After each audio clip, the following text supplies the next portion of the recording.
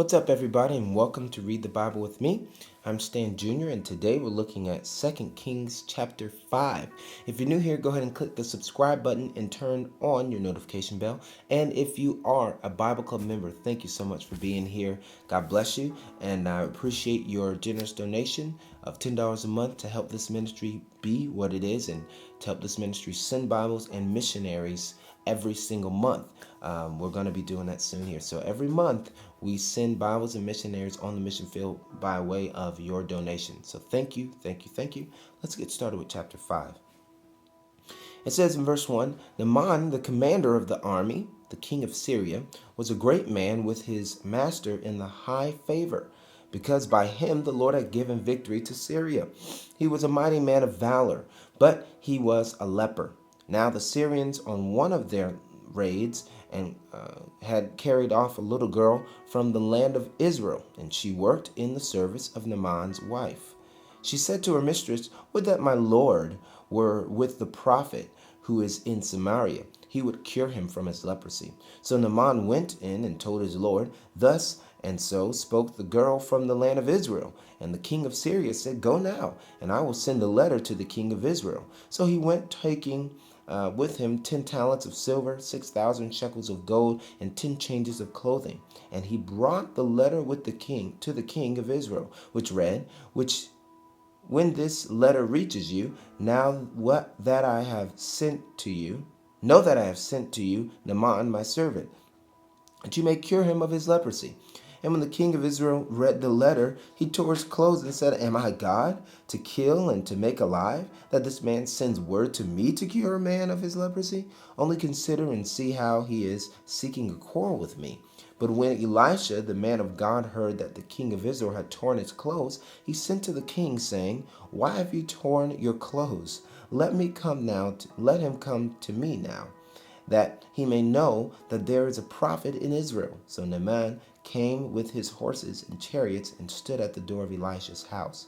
And Elisha sent a messenger to him, saying, Go and wash in the Jordan 7 times, and your flesh shall be restored, and you shall be clean.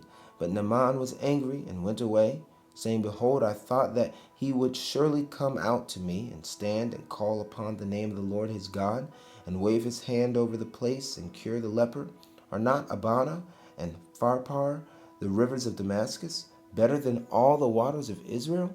Could I not wash in them and be clean? So he turned and went away in rage. But his servants came near and said to him, My father, it is a great word the prophet has spoken to you. Will you not do it? So this man didn't like the way God was going to heal him. He wanted, like many of us, God to do it our way. We want the blessing to come the way we want it. We want God to use who we want him to use. We want God to say what we want him to say, and he will not do it. He is God. We are not. We need to learn how to submit ourselves to his way, his will and his way of doing things. And so he has actually said to you, wash and be clean. And so he went down and dipped himself 7 times in the Jordan, according to the word of the man of God, and his flesh was restored like the flesh of a little child, and he was clean. Then he returned to the man of God, he and all his company, and he came and stood before him and said, Behold, I know that there is no God in all the earth but in Israel. So accept now a present from your servant. But he said, As the Lord lives, before whom I stand, I will receive none. And he urged him to take it, but he refused. Then Naaman said, If not, please let there be given to your servant 2 mules, load of earth, for from now on your servant will not offer burnt offerings or sacrifice to any other God but the Lord.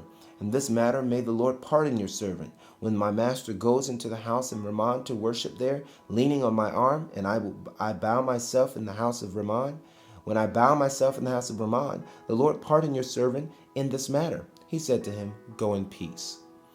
But when Naaman had gone from him a short distance, Gehazi, the servant of Elisha, the man of God, said, See, my master has spared this Naaman the Syrian, and not accepting from his hand what he brought.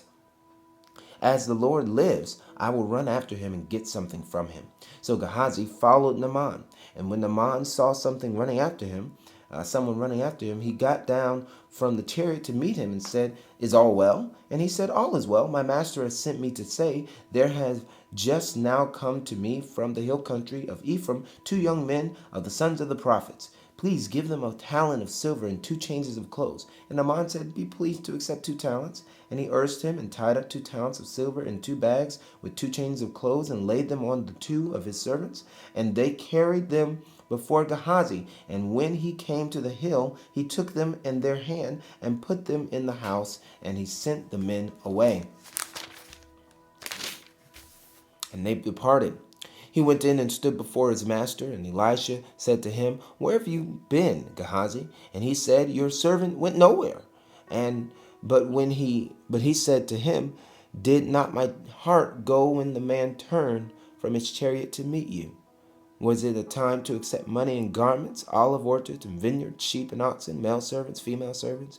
Therefore the leprosy of Naaman shall cling to you and to your descendants forever." So he went out from his presence, a leper like snow.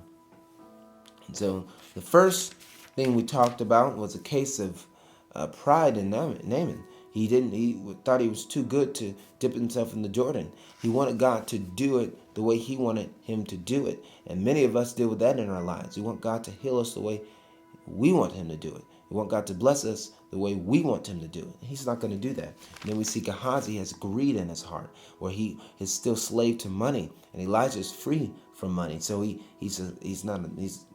is used to serve him. He doesn't serve money, and we also have to war with that idea of not being a slave to money, because he ran after him for the things he wanted. And so we've got to be free from that. That was chapter 5 of the book of 2 Kings. Thank you so much for reading with me. If you'd like to become a Bible Club member and help this ministry grow to become something that really impacts millions of believers around the world, please give that $10 a month. That's all we need. That's all we're going to ever ask for, because it helps us promote the gospel around the world. All right, so click the link below in my description box to become a member. And if you need some help with that, just comment, "Hey, give me some help. I need some help," in the comment sections, and I'll text you and we'll make it happen. All right, so that's chapter 5 of the book of 2 Kings. God bless you. See you next time. Peace.